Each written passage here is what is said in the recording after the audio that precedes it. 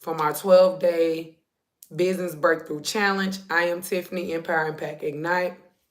Let me pull my name tag up a little bit right now. So we're going to get into it, and it's about getting results. These results can be in retail, results in sales, just results. So I don't know what business that don't want to see results. This is not a long lesson, so let's dive right in. If you have not caught the other lessons, make sure that you catch up, go back, catch the replays, book you a breakthrough consultation session with your favorite Kingdom Business coach. Listen, let's get into this lesson. So, on the introduction note, selling has gotten a bad rap in the beauty industry. If you listen to any of the lessons prior to now, I'm always going to refer to the barber beauty industry, okay? By default, but you can you can relate it to your industry that you're in, the beauty and wellness industry. So selling or retailing is nothing more than the transfer of goods to rent or the rendering of service for an exchange of profit or money. Is there really anything wrong with that? Put your comment in the comment section. No, it's not. We do it every day. When you go to the store, buy groceries, do you feel like the farmers are attempting to deceive you when you purchase tomatoes? Of course not. The farmer grows the products, then it goes to the grocery store. The grocer puts it in on the shelf, sell it for a competitive price. If you didn't want to purchase the tomato, you would not be going to the grocery store, would you? There go that mindset. That is really true of your clients as well. If they did not want their hair colored, or their body massage, or their nails enhanced, or their hair cut, or their skin improved, or the products to use, they wouldn't be coming to your place of business in the first place. So instead of shying away from what's very important part of your job, embrace it. It in this program you have been given an effective system for finding your clients' needs. And now you're going to use it.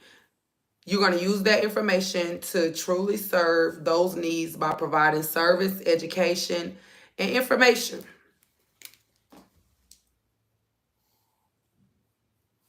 Service, education, information, write that down so they can make the best decision for themselves. You let people make their own decision. You don't have to be pushy.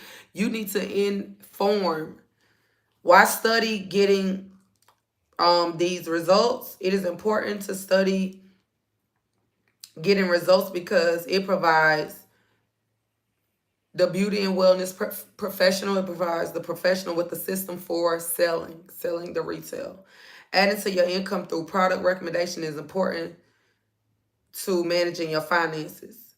Providing useful and usable information and tools to clients is at the core of the beauty and wellness profession. If you're in a profession and there are products connected to that profession, you need to be recommending them because you're already probably using them. And it don't take nothing away from what you're able to do. It actually help with the upkeep.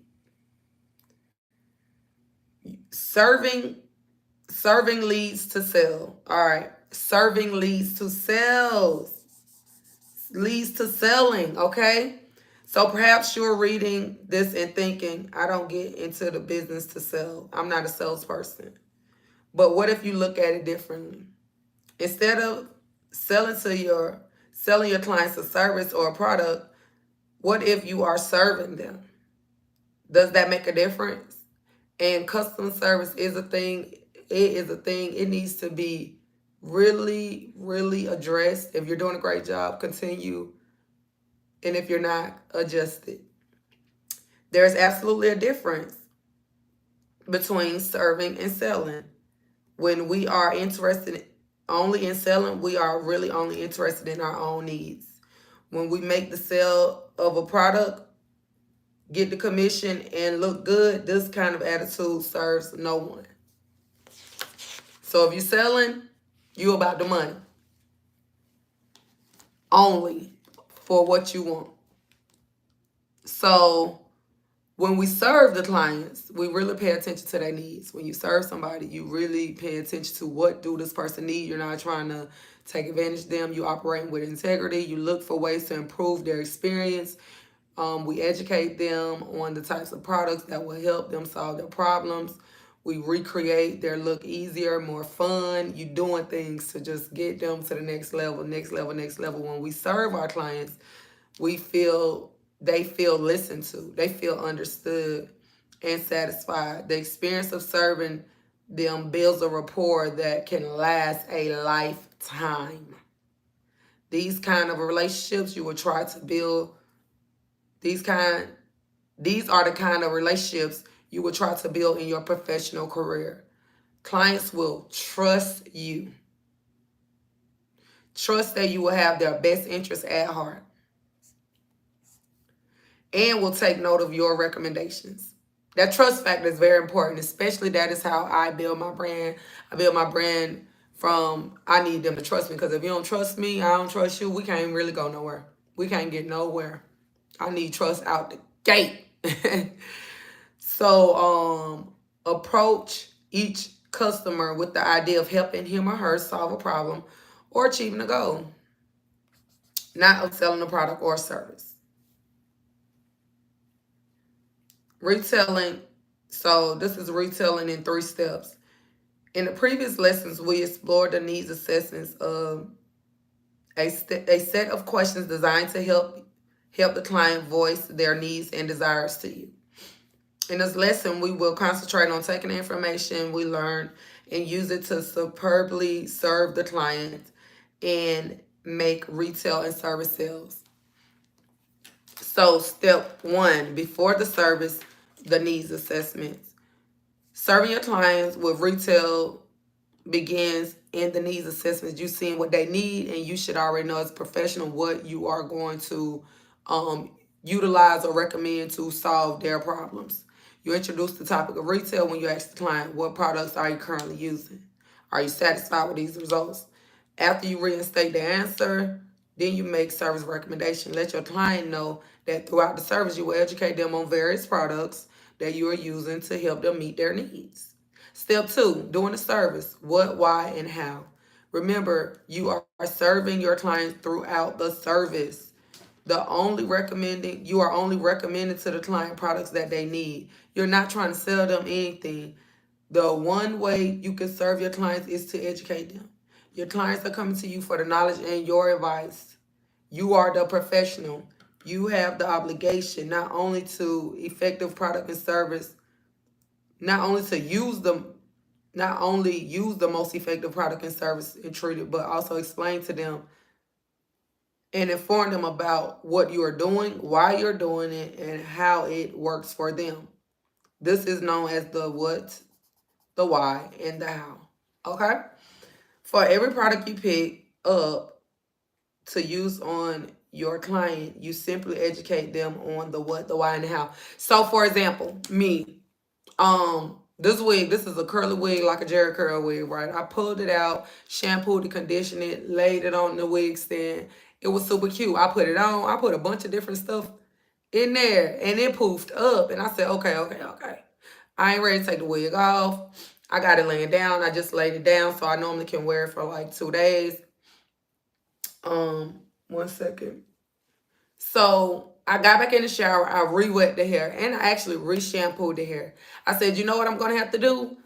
Because I have a little concoction with water and conditioner. I said, I'm just going to, when I re-shampoo and condition this hair, once I comb through it, I rinsed it. Well, I already rinsed the conditioner out. Then I had combed through it, detangled it, brushed through it. Actually, I applied conditioner on it again, because it's the conditioner that's going to allow the curls to set versus by this time poof back up.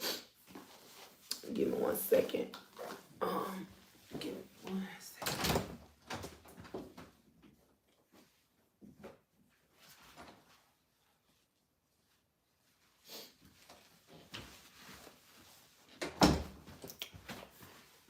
Versus poof back up. So I said, okay, let me do this again, but without having a product on it that's going to wear it down or work against each other and have me looking like Freddie Jackson around here. And it is actually working. So that's the importance of product knowledge, being able to share even the trial and errors of what we learn as a professional on our end. But once you got it, you got it.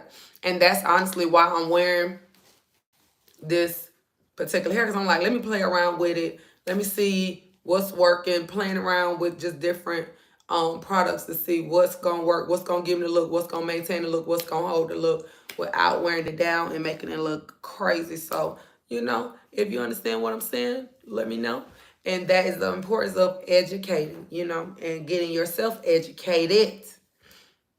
Also, there's no need to tense up or get nervous. You will simply be talking to your client about what you're doing for them.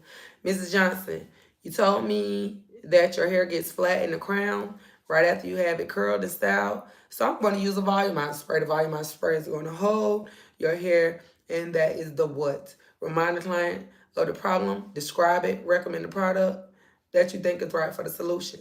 Next will come the why. The why will explain why are you using this product. I'm using the volumizer spray because I find that it really holds the hair in place.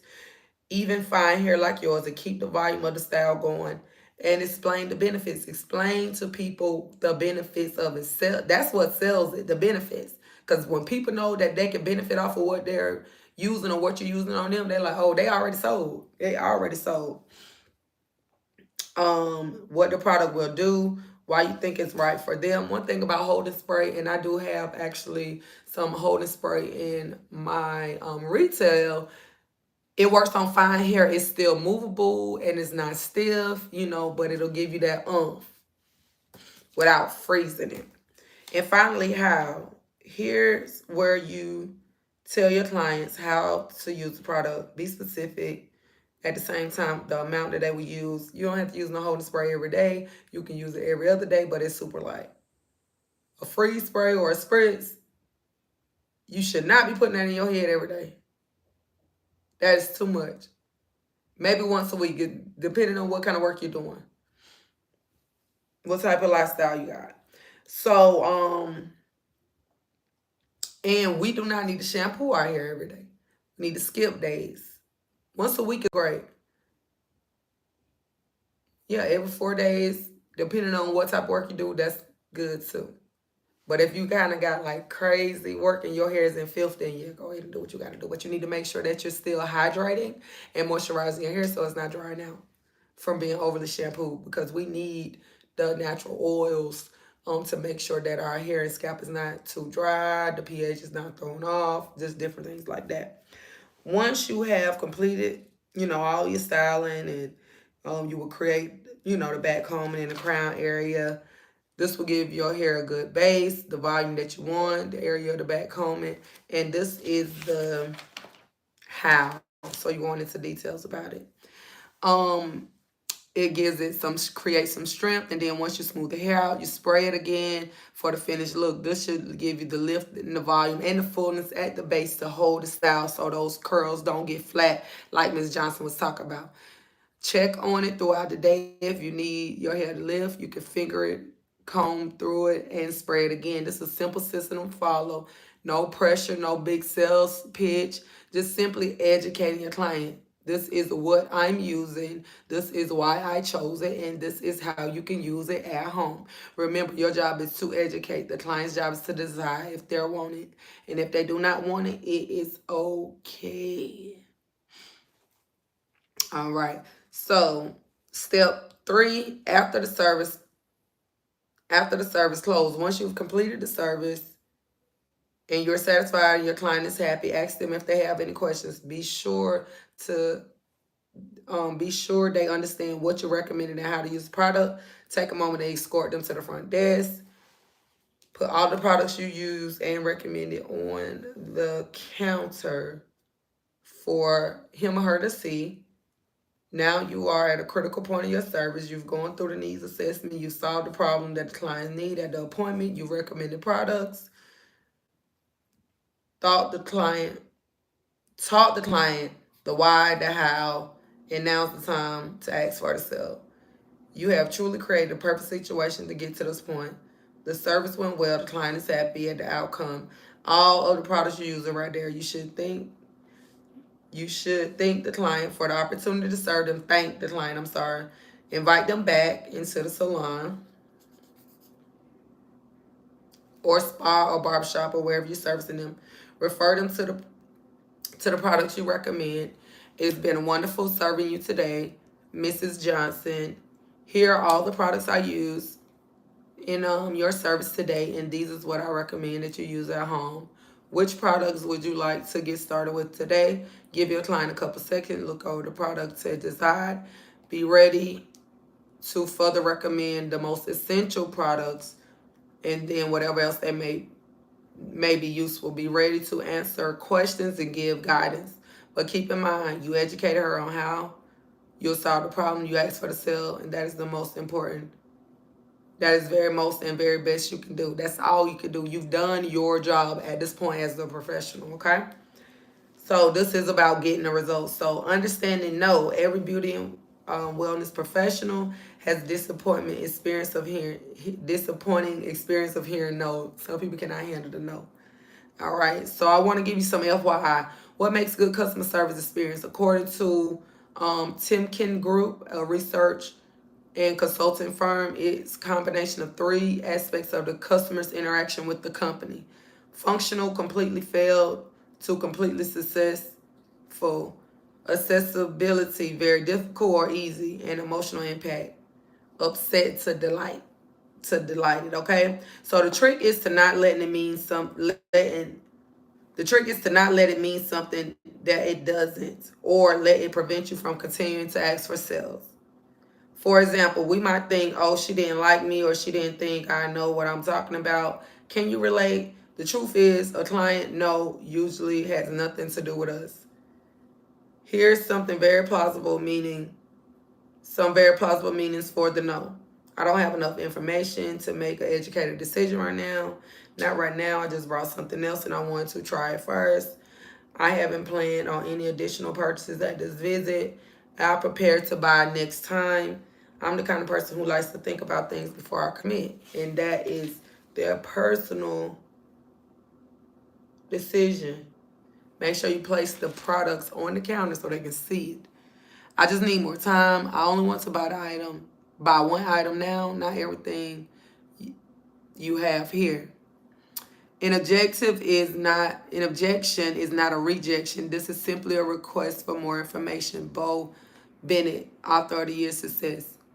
There are a few things your clients might actually mean when they say no to buying retail. But don't take it personal. You did your job well. You followed the system. You've been taught to educate your clients and solve their problem. Okay?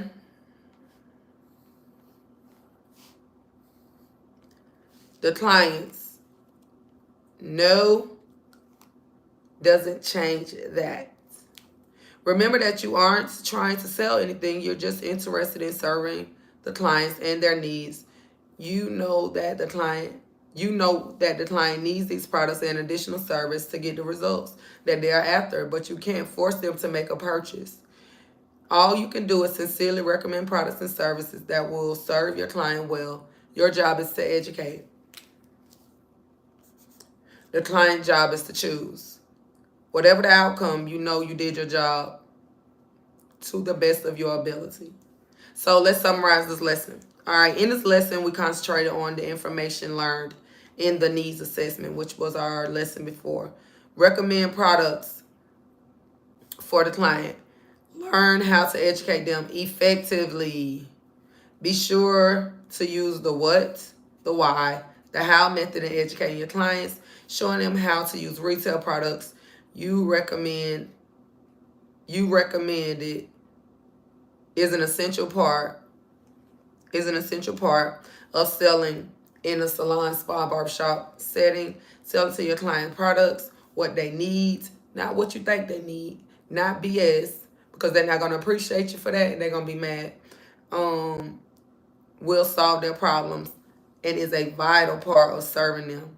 in this industry. Understand the professional's role is to simply recommend and educate.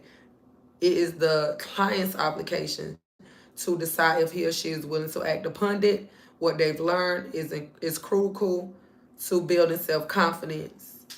Eventually, financial gain will be the result that you will get, because that's an additional stream of income. Understand that. So your review questions, and you can submit these, or you can comment below. How can serving clients lead to retail sales? Number 2, what are 3 steps to retailing? Describe each, or you can write in at iamtiffany.org. What are some reasons why clients may not buy retail products when they are offered? All right, so this has been Getting Results.